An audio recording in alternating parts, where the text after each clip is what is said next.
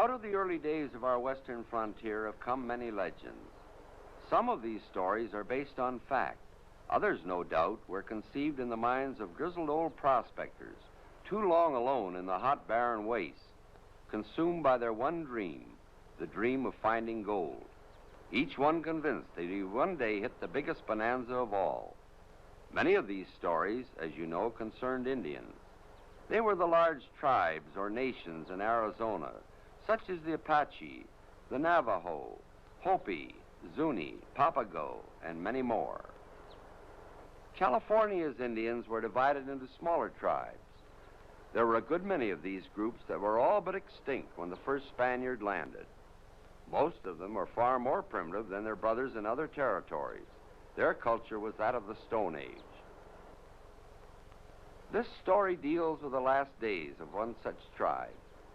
Already small when Spain first claimed California as her own, their numbers steadily dwindled as they waged an unending war against the white man. They refused to be converted to Christianity by the padres of the missions. The white man was their mortal enemy, to be killed on sight. While their number was decreasing, the number of their enemy was increasing. The Anglo or Yankee had migrated west and was embarked upon the feverish search for gold. The remnants of this tribe had been driven back into the hills in an area which was thought to be rich in gold. Individual prospectors and parties of men had gone into these hills never to return. There came a time when the only remaining members of this tribe were women. Their men had been all killed in their ceaseless battle with the white men or had died of pestilence. Ironically, the leader of these women was herself white. She had been captured as a baby, and the only reason she had been spared was the fact that her hair was the color of yellow gold. To the superstitious minds of these primitive people, this was a symbol. She had been sent to them by the sun god, and they treated her as a goddess as she grew to young womanhood. Since she had known nothing but the ways of these Indians, their enemy became her enemy, and she fought and killed her own people. This is the story of one party of white men and one white woman who, in their search for gold, encountered these Amazons of the West. You could fill bags with it. Why, there's spots in that creek where the nuggets just reflect the sun at you. Why, doggone it, Pan. You must be the richest man in this whole territory. Where you got all them bags of gold here? I had them bags of gold, mister. But don't you think for one blame minute them ornery redskins was gonna let me take them out.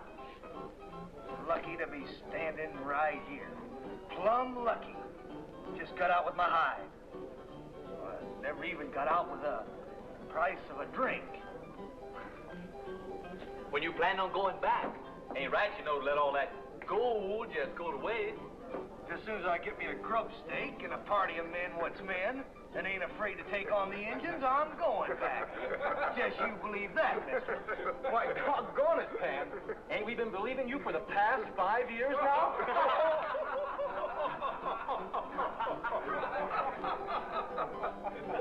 Hey, Pan, come on back and get your drink.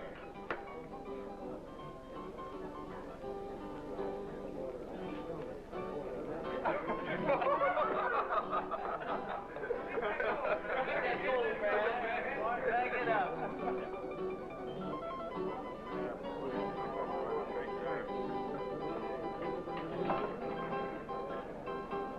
What was going on down there? Oh, that's the boys. They have quite a time with Pan. Pan? Pan Taggart. That's Pan for panhandler. I don't know what his name is. What about this story he's telling about the gold? Well, I don't reckon you've been around here very long, have you, Mr. Potter. Moby Potter. The wife and I just got in yesterday afternoon. We're staying at the Harley boarding house. Oh, well, that explains everything. Yeah, Pan, he's been telling that story around for years. Why, I'm surprised he hasn't already told you the story. You know, strangers are his best customers. He sure tells it like it was the truth. He's been telling that story so long, I think he believes it now. Yeah, I guess it could be that way. Now, what do you have? Oh, nothing, thank you. I'm not a drinking man. Fact is, wife doesn't allow it. I was going to ask you if you knew of some little business a man might get into. You get to hear about everything that goes on in town. Well, if you got the right kind of money, I happen to know that you can pick this place right up. You put some music out there, and you'll get some nice, shapely, entertainers. And then you cut that red eye in half with, you know, that cheap alcohol. Of course, with me as a partner, you know, sort of look, keep an eye on things around here for you. Mister, you'd be riding high on the horse. Well, how much will it take to handle it? 5,000. Oh, no, you're talking way over my head. I haven't got that kind of money. Well, mister, you go out there and see old Pan, and for a few dollars, he'll make you rich.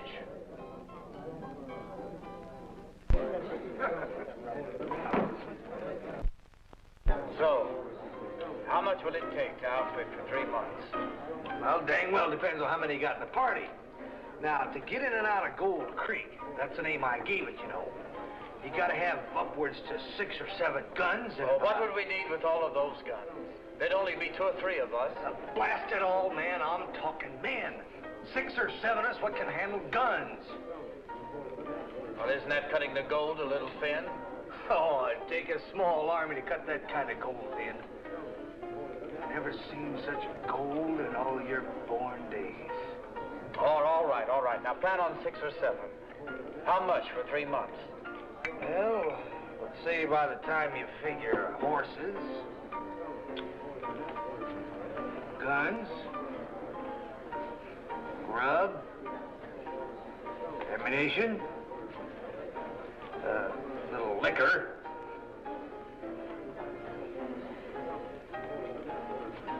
you got a tab, say, $1,000? I might be able to see that down a bit. And again, if you was to round up a party, what'd share expenses? Yeah, that might be the way. Oh, I'd hate to pay the whole bill to make somebody else rich. Who is Pan Taggart? He's that prospector I told you about. The one that knows about the gold. I sent you out to try and talk a deal with the owner of the saloon, and you come back without talking to him. And have the gall to tell me you wasted your time talking to a stupid old fool? But Ruby... I want that saloon. Do you understand? For once in my life, I want to be somebody.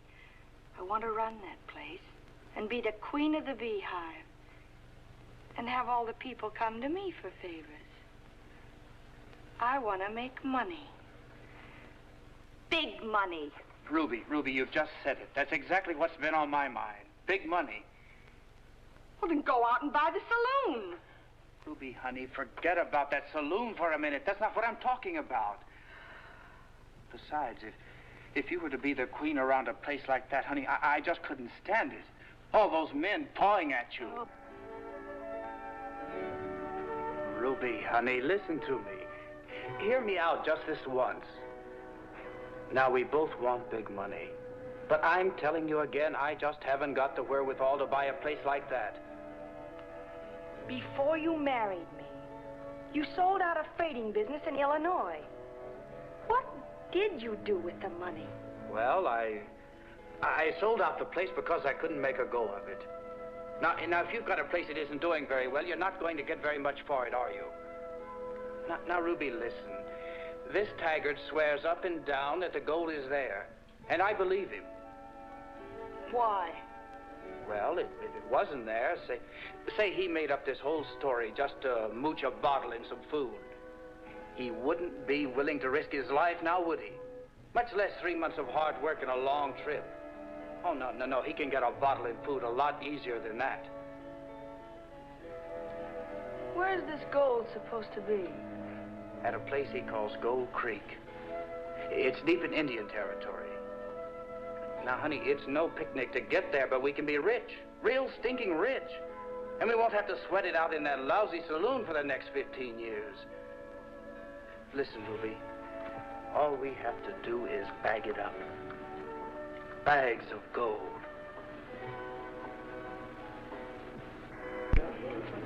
Look, Mike.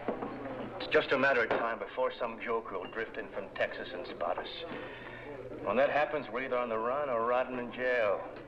Now listen, Wade. You know I ain't never had no stomach for battling Injuns. Whoever says we're gonna have to get to where we have to battle, huh? You mean we're just gonna No, walk I in and... mean we're getting 300 apiece cash. We're getting grub and plenty of ammunition. When we decide to cut our own trail, you tell me who's gonna stop us. Well, 300 ain't much of a stake. Not unless you're planning on going in for that gold by yourself, Condon. No, I'm not. But I figure friend Potter for the rest of a real good stake. Potter's the only fool I know who'll believe Pat Taggart. Oh, how do, Mr. Potter?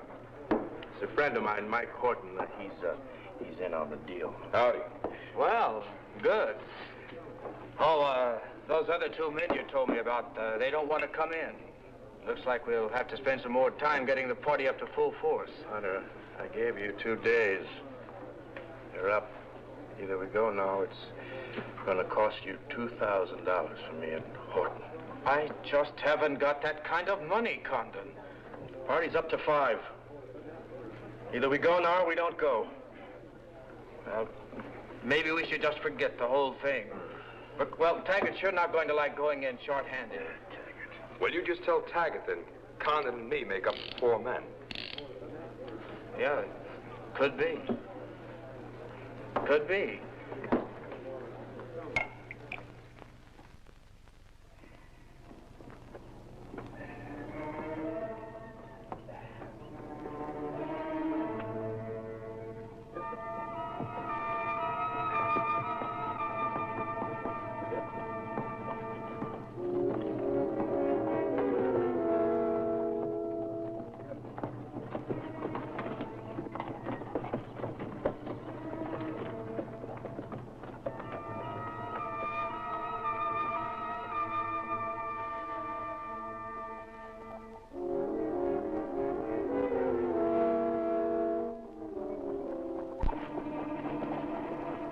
As we gained the top of the pass, I couldn't help but take a last look at the town. There was a feeling of security down there. Well, ahead of us... but with Ruby, it was different. All she wanted to know was whether I was coming or not. When I told her that it might be a long time before we saw the town again, she looked off a moment, and then said, "We'll see it again. I hope."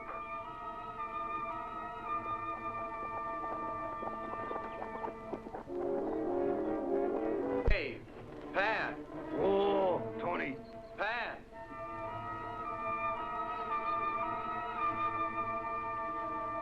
When do you plan on stopping for the night? Ruby and I aren't up to this type of travel. We're beginning to hurt. You city people ain't quite up to Pan Taggart, are you? Well, reckon I should take it fairly easy on you, 'cause when we hit Injun country, you're gonna need all the fizz you can muster. There's water a couple miles ahead, and we'll make camp when we hit it.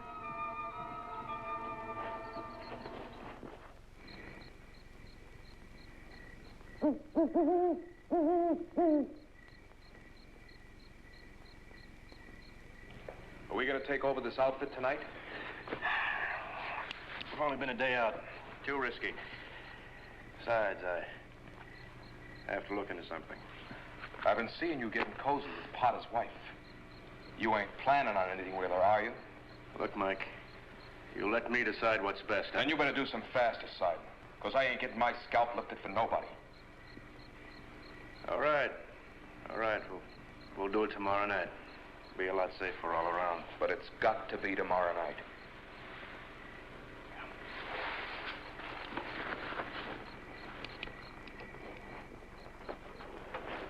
We'd only been a few days on the trail, but it was long enough to overhang the party with the smell of trouble. From the way Taggart was watching the trail, I figured he was expecting trouble any time. And from watching Condon and Horton, I had a feeling something was brewing there also. I didn't like their little secret powwows. I got to worrying that if it all exploded at once, nobody would ever get to see Gold Creek.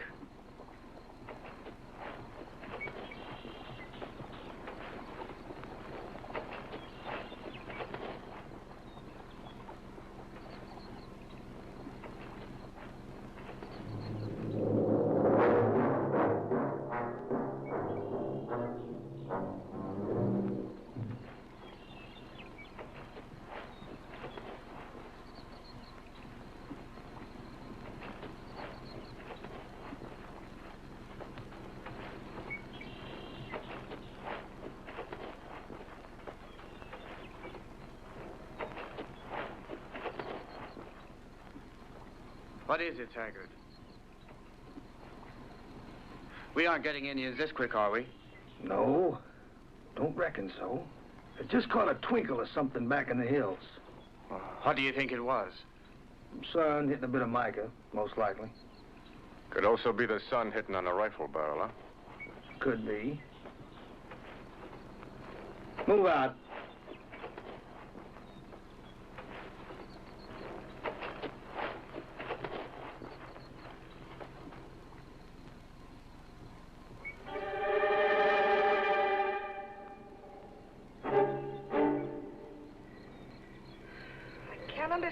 Why it's so cold. We were roasting all day.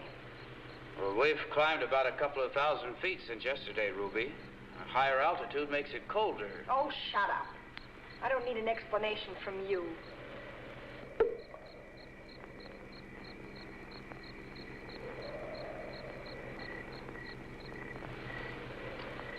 And that's another thing. You'd better keep a closer watch on your investments. A couple of more days and you won't know what direction he's going in.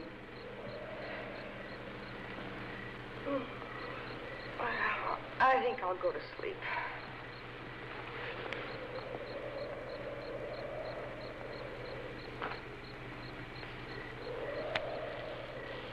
Good night.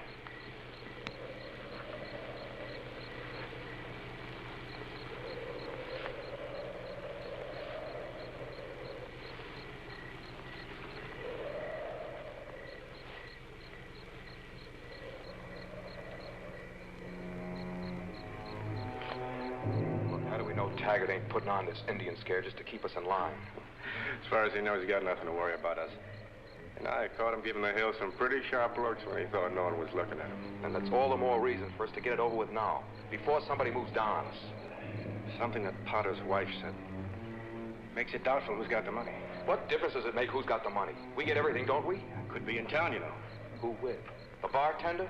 Horton, you've heard of a bank, huh? Oh, yeah. Yeah. Well, it's a chance we'll have to take, that's all. Because I ain't going another step into no Indian country on just a chance of more money. All right. What about Ruby Potter? Same as the rest. Well, you don't think we're going to take her along, do you? I don't see shooting a woman, Mike. Well, if it'll spoil your breakfast, Condon, leave it to me.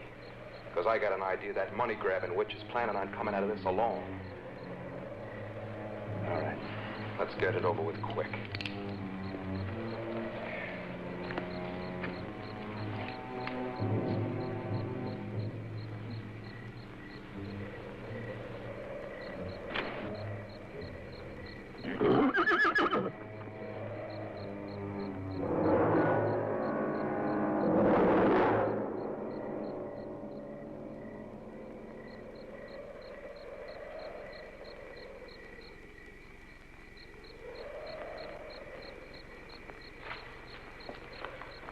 Saw your fire and thought you might be able to spare us a little grub. Doesn't the United States Army feed its cavalrymen anymore? Well, we got separated from our outfit in an Indian ambush a day or so ago. And their garrison is Fort Apache. It's about 100 miles away, isn't it? Well, how'd you get here so quick? Well, we were on a scouting mission. About 2 days out when it happened. Oh. Taggart, we got some company. Seems like they want to bite a grub.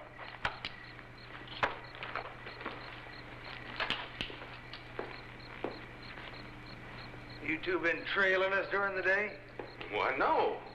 We just spotted your fire about half an hour ago. Why, you having engine trouble? Not that we know of. What can you tell us? We got ambushed by a strong party at Anvil Rock. Reckon Curtin and me here's the only two that got away. We've been running from them ever since.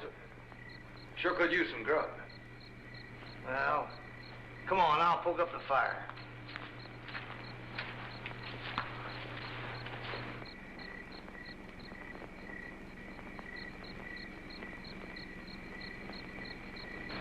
Yeah, I don't like the looks of this.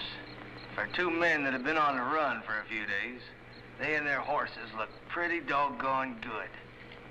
But they're cavalrymen. Yes, and no. What do you mean? Their gear's Army regulation, but part of what they're wearing's been picked up elsewhere. It is? Well, we better go tell Condon. Oh, now, don't go flying off the handle. How do we know they ain't in together? It seems to me Condon and Horton accepted these two pretty easy. How will we find out? Well, tomorrow morning, we'll tell Condon and Horton that we're aiming on asking the cavalrymen to stick with us to Gold Creek. That'll smoke them out in the open. How so? Well, if they're in cahoots, they'll agree. If they ain't, they won't want to share grub and gold. Yeah. Yeah.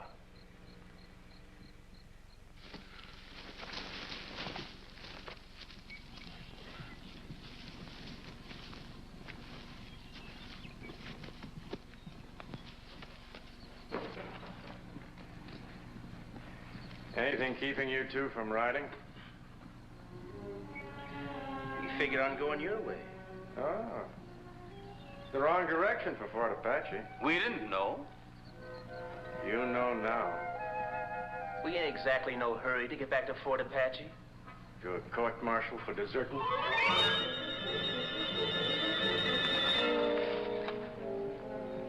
Harsh words. And here's some more to go with them. You ain't riding our way because we don't need you. Now let's get all our cards up on the table. That drunken old fool you got leading you talks a lot when he's drunk and asleep. Now we know what you're out after and we want in. You ain't got a chance in hell. After we overheard you two planning last night? I think you'd better count us in. I think you press your luck far enough, soldier boys. Now let's start riding, nice and easy.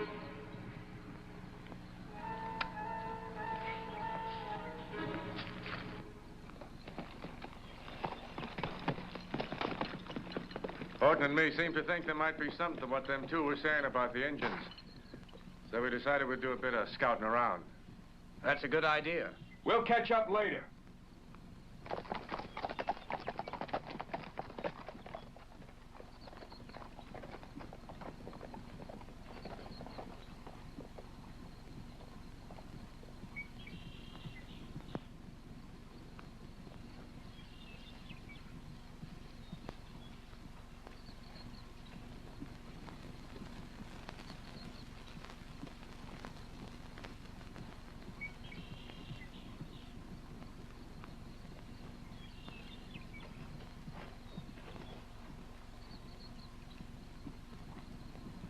Here they come.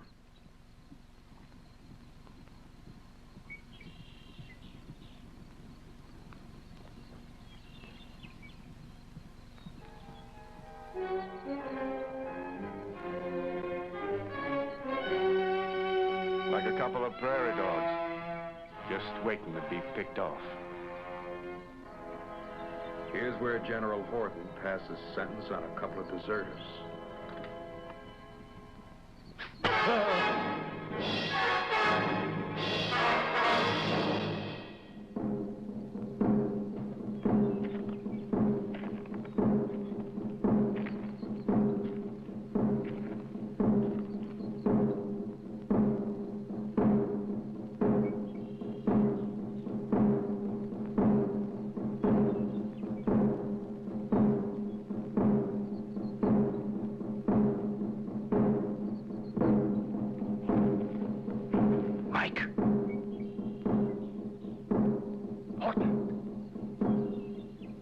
Give me a sign if you're still alive.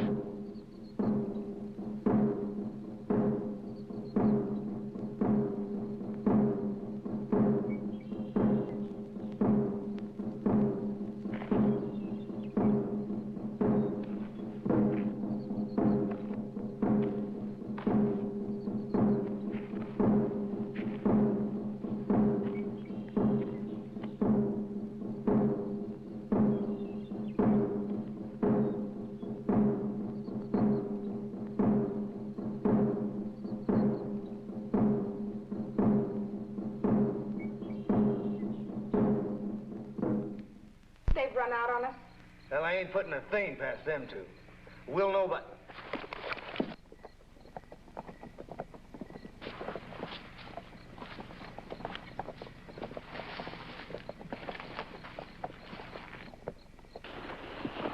What happened? Where the devil have you been? Oh, shut up.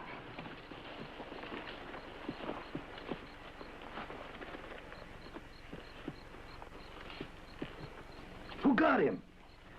I don't know. The arrow just came out of nowhere. Apache.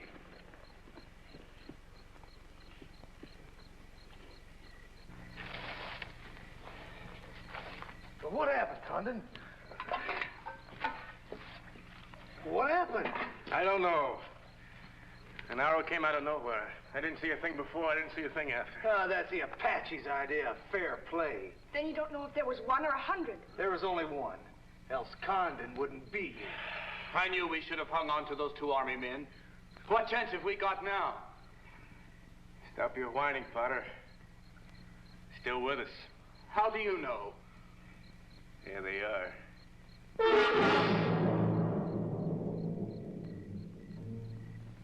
Seems like they heard Taggart here talking in his sleep about the gold, huh? You're dang well making that up, Condon. 'Cause I got a notion you're in cahoots with them two. Condon. Better save your fighting for the Indians.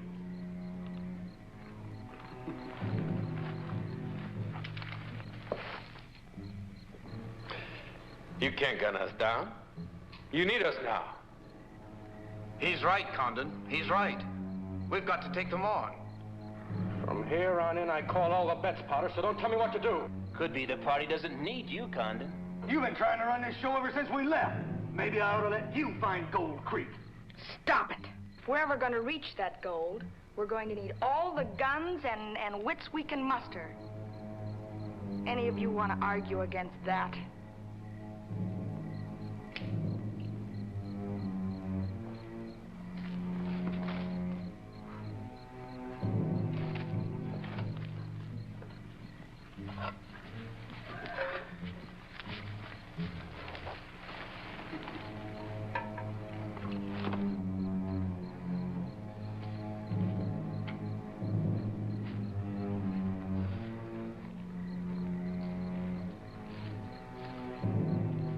Whose side are you on, Mrs. Potter?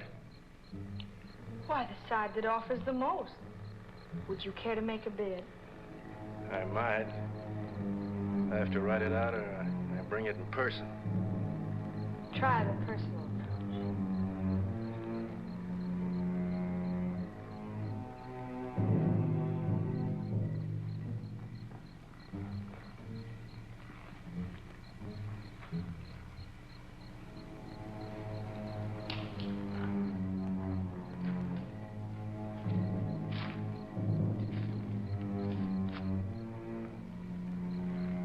You cheap grave robber. This money belongs to me. He didn't earn it. Do you know of a harder way to earn it, Potter? Well, it's not any good to him now anyway. And what are you acting so righteous about? You were coming here to get this money yourself.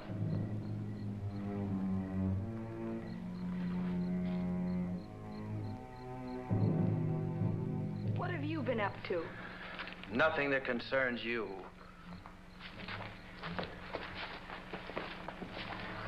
What'd he do? Taking his money back from Horton. Seems like your husband doesn't like people getting killed before they earn their pay.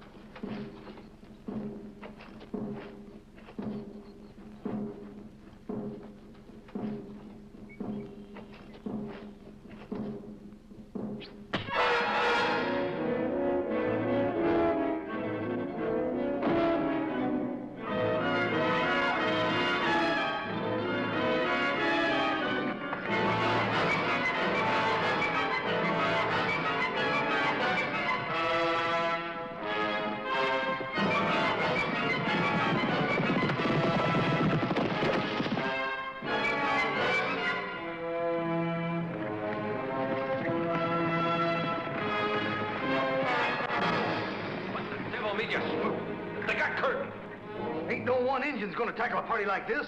Wanna have your scalp lifted by a bunch of braves? Tiger's right. If it's run, we run. You'd run anyway. If anybody's got any ideas on going back, they're going back without me. I'm moving ahead, fast as I can.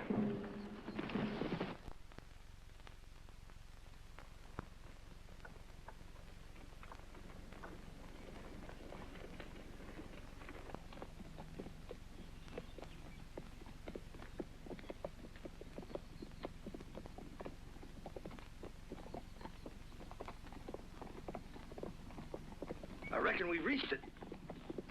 Well, checked all my bearings, and unless I'm plumb mistaken, we've come to the gold. Let's get unpacked.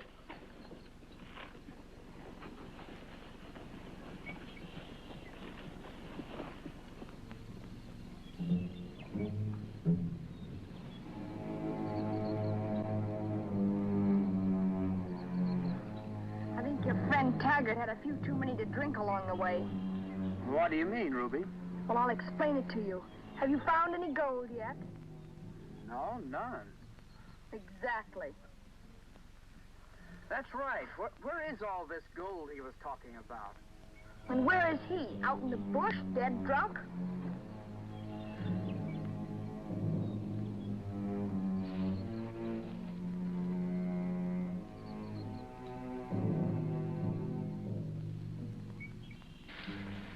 I knew it. I knew it. I knew I could find the gold again. Gold. Gold! Here it is!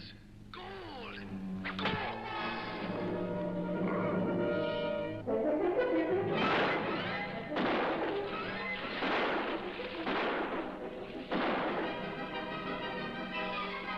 Hold it. Hold your fire. Let's move his body to the brush.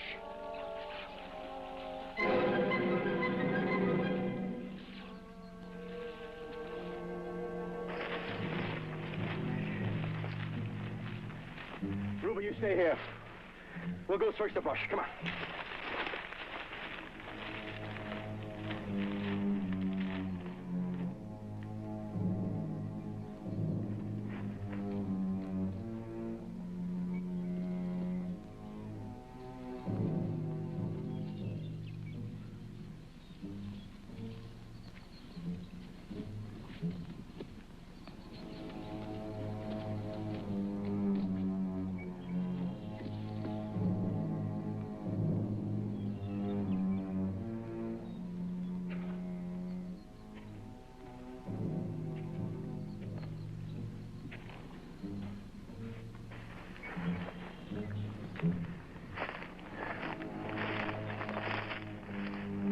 Well, did you find something? Nothing. Dead or alive. There must be somebody out there. It doesn't make any sense. Oh, don't be waiting around for an Indian to make sense, especially when he's out to kill you. Our coup tries for 10 years to convince somebody there's gold up here. When he finally makes it back, he gets 1 minute to feel it between his fingers. Then he collects himself a tombstone. I'm sorry it had to be him. Yeah. I could use a drink. I'll join you, Jones.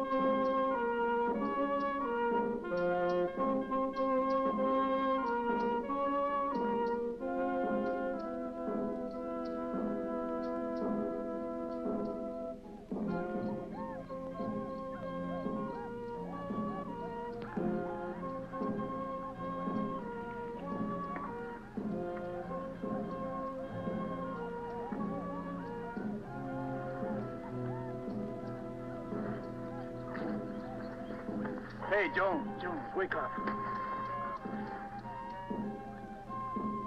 What'd you wake me up for? There ain't nothing about. What do you make of it?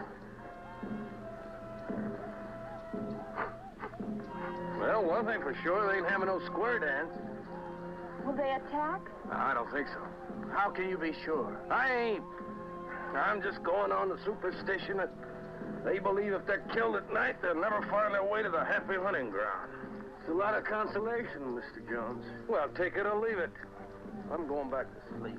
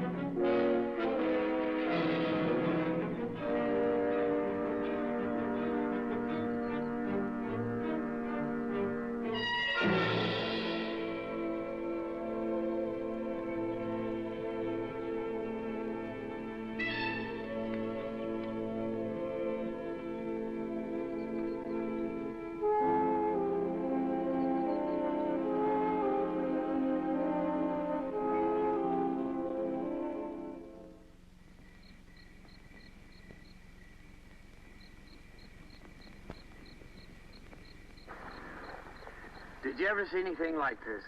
We're rich, Ruby. Rich. We will be if you'll shut up and keep working.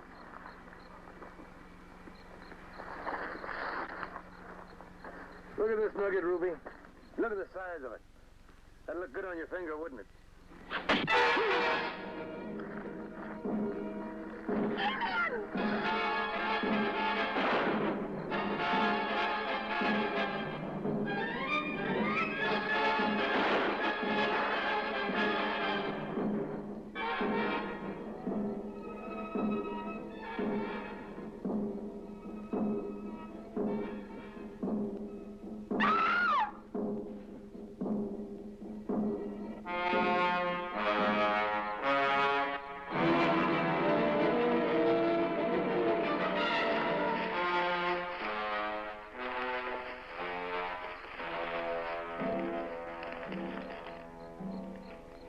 She's dead.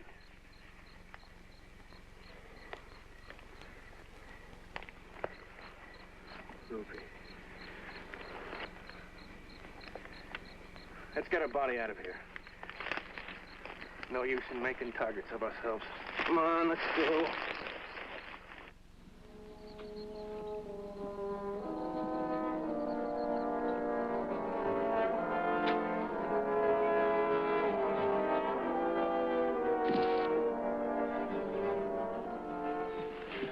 Don't you think we ought to put up some kind of marker? What for? Well, because it's usually done, I guess. Grave seems kind of lonesome without a touch of somebody cared. Well, you do it then. I'll go look for Jones' gold, huh? Are you planning on getting out tonight? I'm planning on getting out as quick as I can. How quick is that? As quick as I can round up all the sacks of gold, Mr. Potter.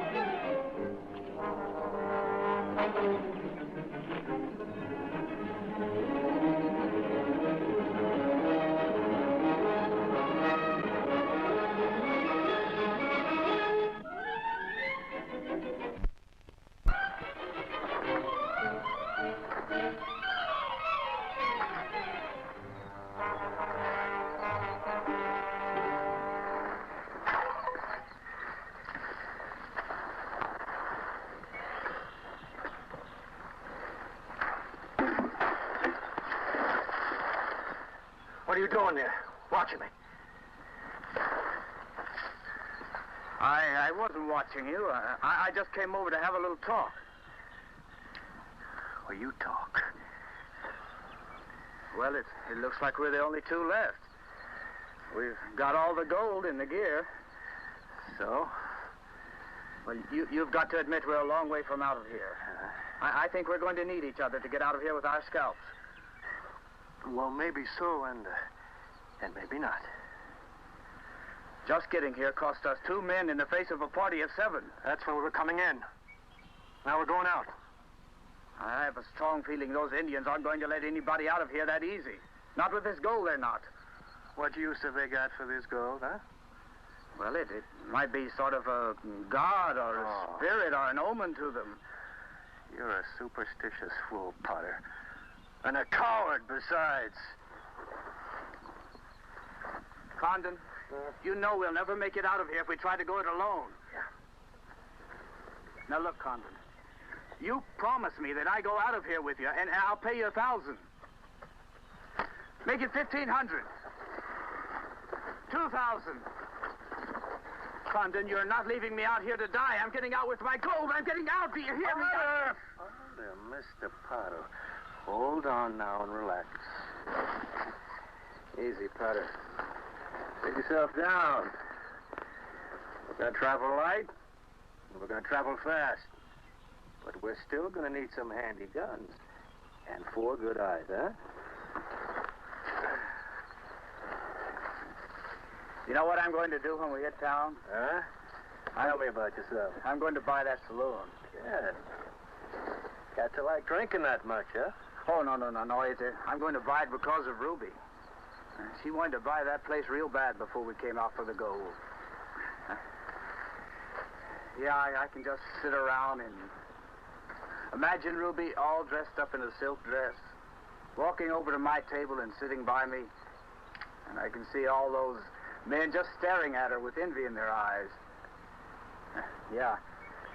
I'm going to buy that saloon.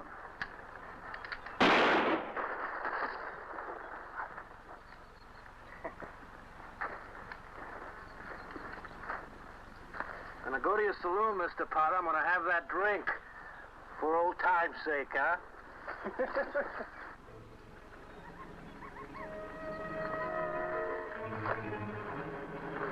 Condon!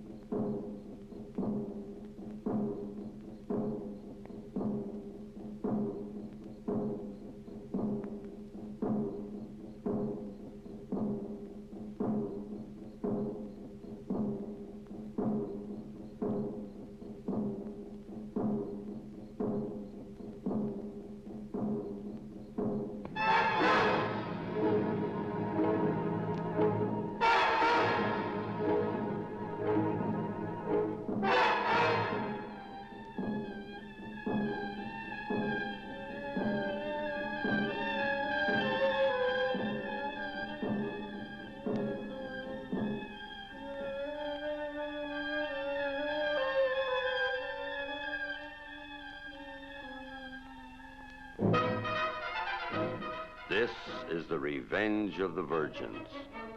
Once again, the trespassers have paid the penalty, and the legend continues. Beware the savage guardians of the Golden Horde.